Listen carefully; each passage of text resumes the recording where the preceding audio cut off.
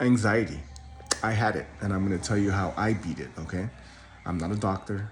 I didn't do very well in biology in college.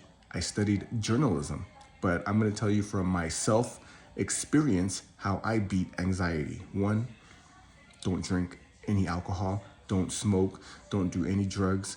You got to eat healthy. You have to eat as healthy as possible. Two, you need sleep, okay?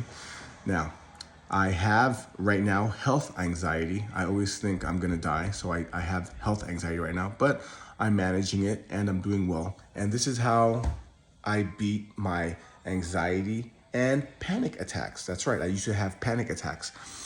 You have to get to a point where you just say fuck it, where you're like, ah, fuck it, and get and live through it, and just know that the next minute, the next 2 minutes, it's gonna you're gonna get there. And you have to stay busy. So let me give you an example. One reason why I like playing chess is because while I'm playing chess, that's the only thing that matters, okay? Your mind is so focused that it doesn't have time to have anxiety. So I also did the Ironman, like triathlons. You just have to be so involved in something that anxiety doesn't have a place to exist. In order for anxiety to exist, there has to be some free time. So, for example, let's say you're having an anxiety attack, right? A panic attack.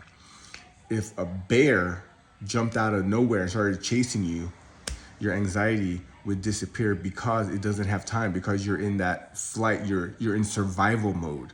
Okay? So anxiety needs free time to exist. So if you keep yourself occupied with good behaviors like running, exercising, reading a book, it's harder for anxiety to exist on that plane, right? Reading is a good way to combat anxiety. It was a good way for me, okay? Reading books, staying focused, having a goal. When I graduated college at Cal State Fullerton, the year was 2004, a long time ago, 20 years ago, man, 20 years ago when I graduated college. Shortly thereafter, I started getting anxiety, and that anxiety led to panic attacks, okay? And it was because I had a lot of free time. I had a lot of free time to decide what I was gonna do with my future. And I remember that's when my insomnia started kicking in. Free time for someone who is prone to getting anxiety, free time will mess you up. Okay, so if you have anxiety like I did, one thing that I did, this is all from me, one thing that I did was get busy. Start running, start reading books. You need a new goal. You'll find that a lot of people get anxiety when a big chapter in their life either ends or start. For example, another time when I had anxiety and panic attacks is when my second born son came to me. I don't know why. My mother-in-law moved in. That's a big change in my life. My mother-in-law moved in to help out. And then my second son was in the house. You know, he arrived on planet Earth, and for some reason, I started getting anxiety, which led to panic attacks, which led to insomnia. And it was just because it was a big life change. So when you come across big life changes, panic attacks, anxiety, those things can come in.